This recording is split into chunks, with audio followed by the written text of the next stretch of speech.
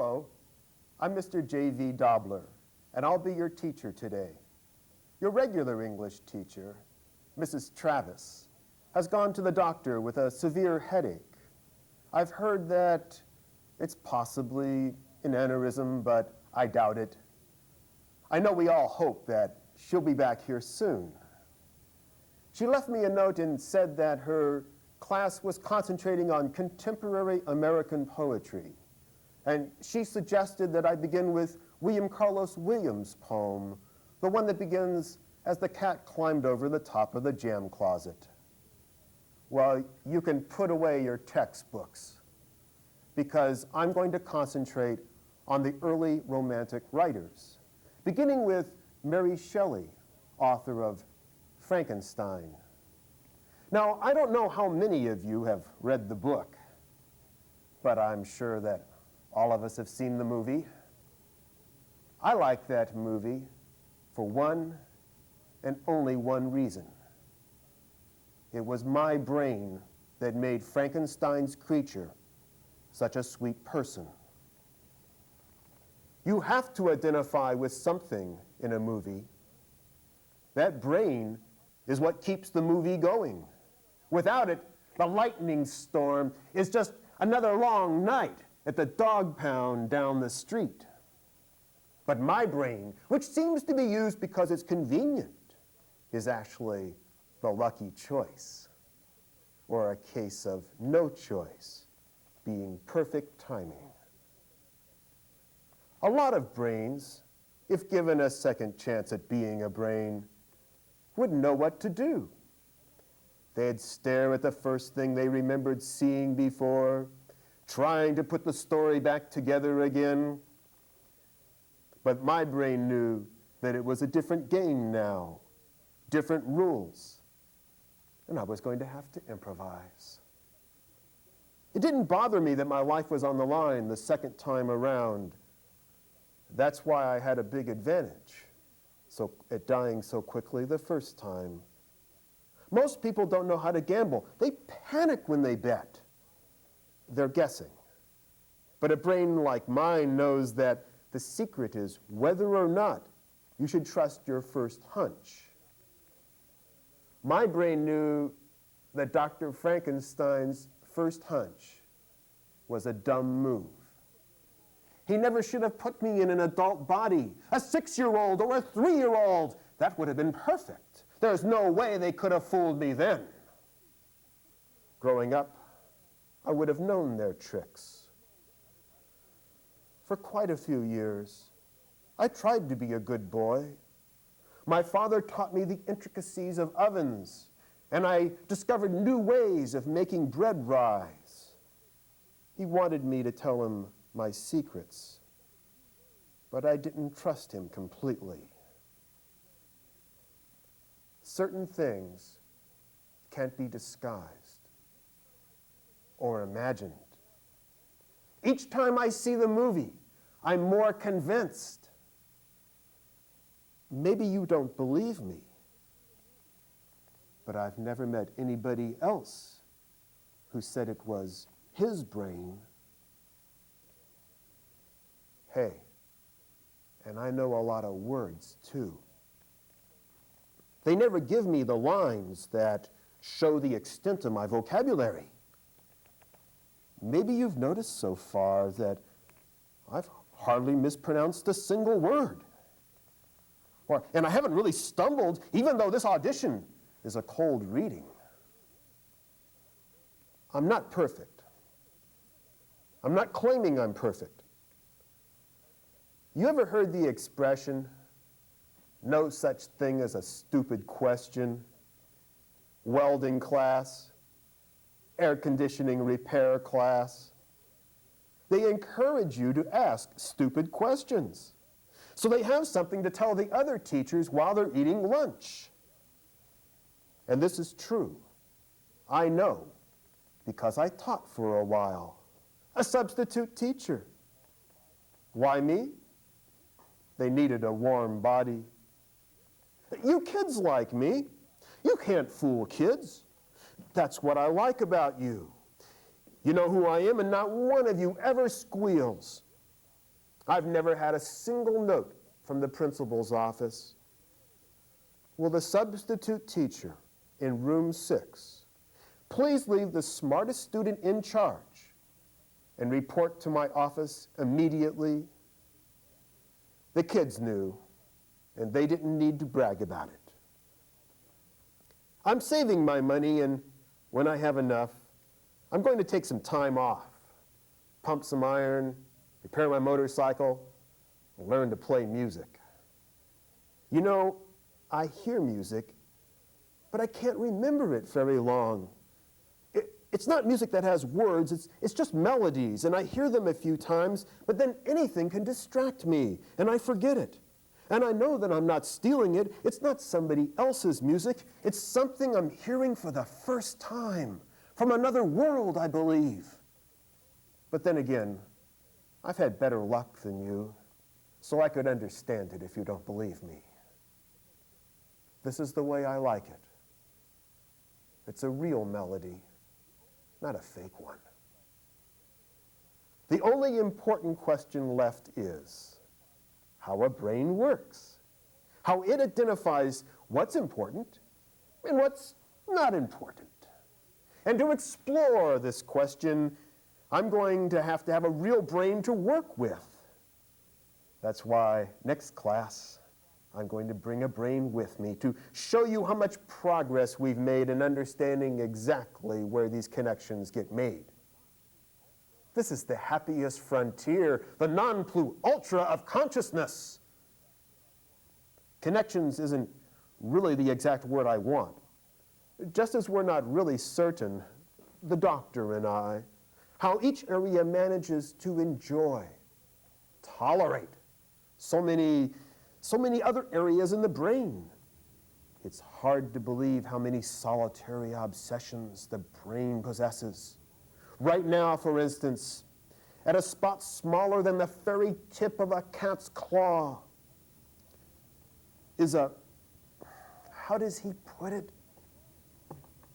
A peninsula in the brain that attempts to control every sexual memory of an organism. These memories are not the production of the brain, although the brain does use them in the production of other memories. Now, in front is a wad about the size of a rolled-up Band-Aid, and this is the central opinion storage area.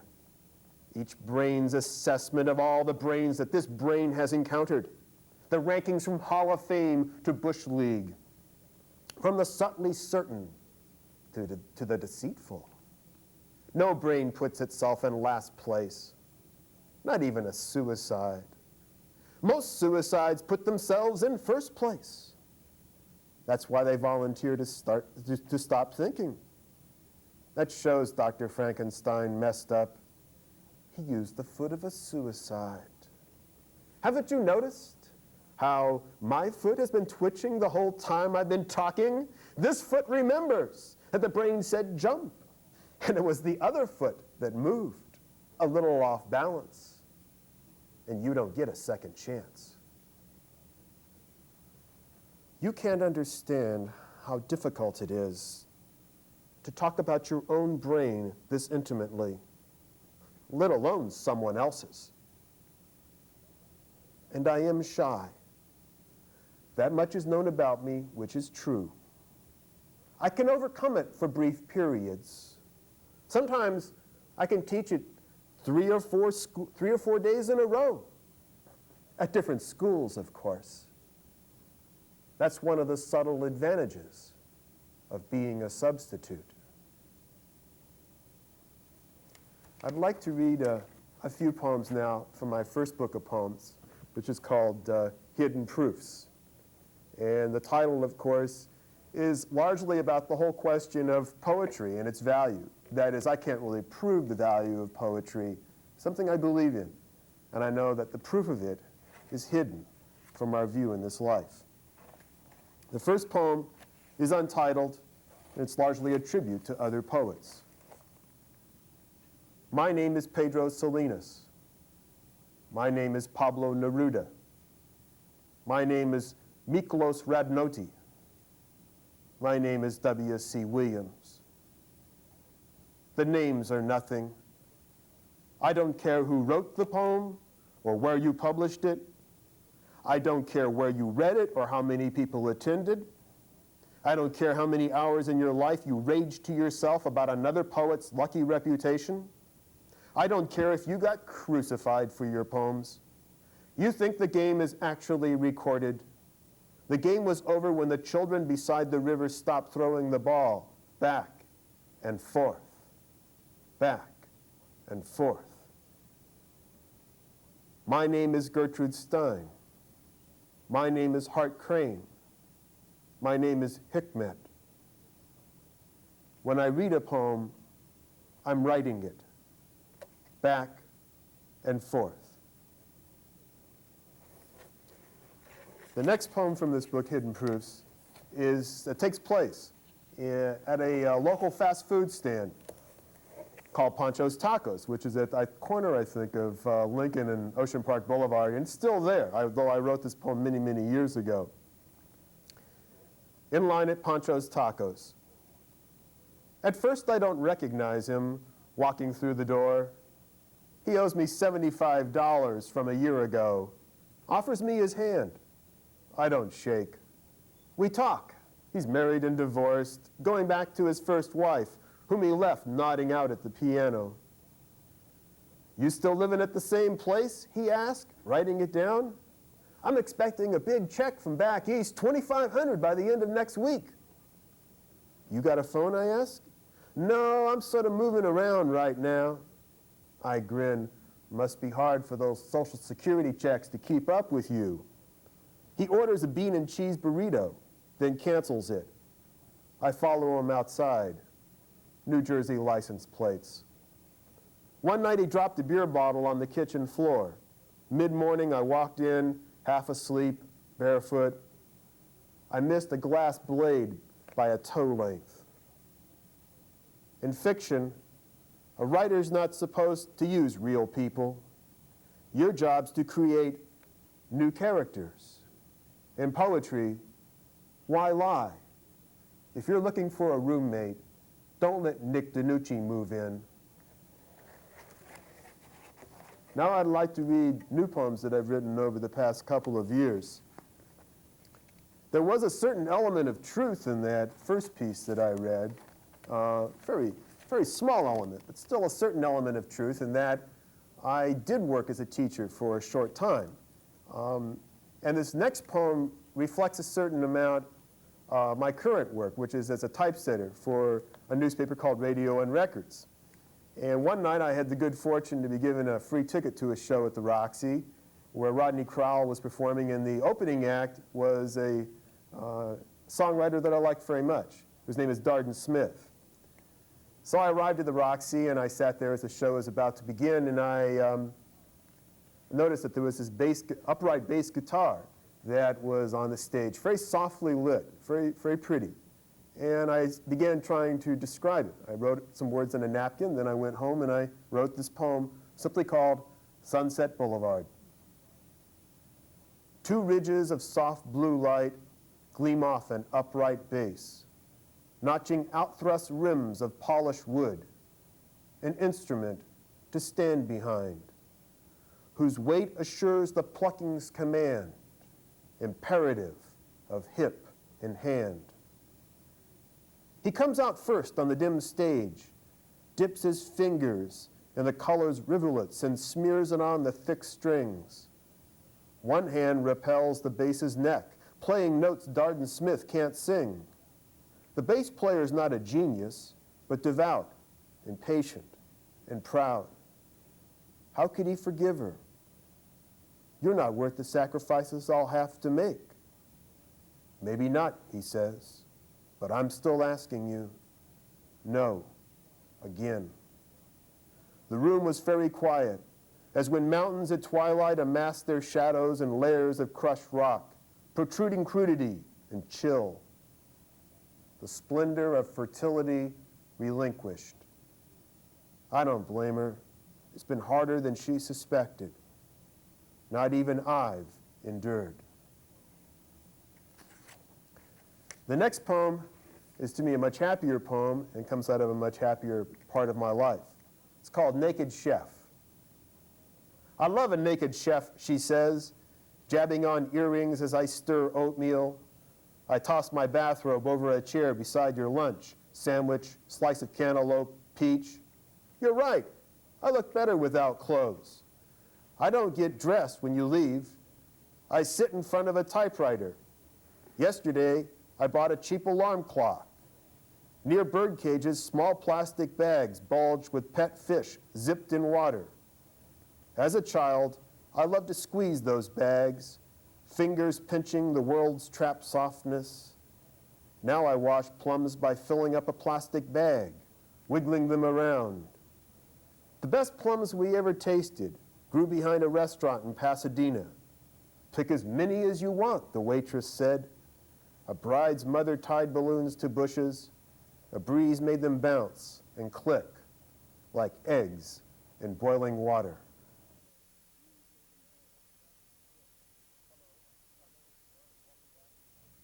Hello, I'm Bill Mohr, and welcome back to Put Your Ears On, a show which concentrates on contemporary poetry, and especially on poets who live here in Los Angeles.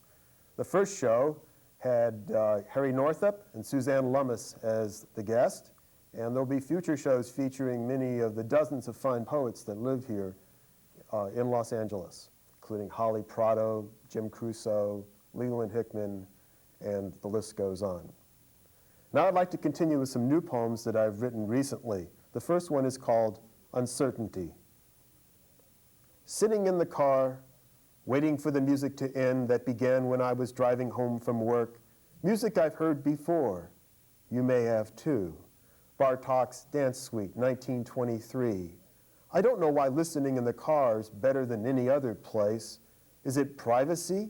As though a monumental holiness is being visited by you alone, my niece Samantha running toward a set of oriental screens, cranes drawn on blackness. Except for her, the birds are symbols of a word, of a world for which there are no words. Or Brenton Patsy's son, whirling from foot to foot, chanting, polar bear, eat your toes. Polar bear, eat your toes. Polar bear, eat your toes. On the way home, stopped at an intersection, a child leaped from crosswalk stripe to stripe, stretching to reach each band. Such devotion to a task no one else was volunteering for. A ribbon of gas, more than 90 trillion miles long, is streaming toward the center of the Milky Way, one of hundreds and hundreds of millions of galaxies. Does it feed a black hole there? I don't. I feed uncertainty, though only in proportion to my size. Cathay shows me a red-tailed hawk that died as she was walking at Malibu Creek. A huge tree across the path. The hawk was flying towards it, but didn't lift and land. He hit the wood, ka-thunk, and fell back, ruffled his feathers, and died. One eye infected, the other still a lustrous brown. We buried him beneath an oak. Given this day, given the duration of uncertainty, each of us, at birth, is infinitesimally incomplete. I have a good friend who lives in Riverside, a doctor named Bob Warden. And one day he dropped me a note and said that one of his granddaughters had drowned in a public swimming pool. So I called him and talked to him about what had happened. And he mentioned some photographs, some new photographs that he had had of his grandchildren gathered together. And after I hung up the phone, I sat down and wrote this next poem for him. Elegy for a Friend's Granddaughter, for Bob Warden. There are 3 children in this photograph. The mind, from habit, says there should be 4. She must be the one who took the picture, the mind explains. Absence isn't rational. It isn't like a small one, picking up a pencil, eager to please, eager to draw her name. This next poem takes place here in Santa Monica. Complexities. A bag of oranges doesn't appear to be heavy, but hold one yourself and count 300 cars driving by. As she stands between the stack of salty peanuts and dusty grapes, the bag gets heavier, and it retains that heaviness when it's passed through the window, and the driver, hoisting it onto the passenger seat, thinks, "This is a lot of fruit for $2. Earthquake. The force of the blow jerks the wall I'm near. A corner actually seems to bend, though no crack stiffens to prove the twist. When the shaking stops, we race outside. Lamplight bristles through curtains, like hot water seeping through coffee grounds. The rooms we live in are empty, and we hesitate to enter, afraid they might be airless, as the moon which glows like an empty pan, sizzling above a steady flame. As I mentioned earlier, I work at a trade paper, Radio and Records, the industry's news weekly, and the day after Roy Orbison died, I felt incredibly sad. And so I found myself standing in front of the stove, and I was making some oatmeal, I think, in the morning, and this poem came to me, Elegy for Roy Orbison. Soon lips and mouth contour a face. Bigger and bigger we grow, but the ratio of the universe to our size stays the same. All of us feel it, a terrifying littleness. Yet suppose there were a limit, that all there was ended at Mars or Jupiter, and nothing else, not even nothingness, existed beyond that impermeable limit. That would be scarier. It's easier to imagine existence as immense, and so we do. Proportions. The cow who drank from the river, the cows who drank from the river have returned in 2s and 3s to pasture. A straggler rubs against a big madrone.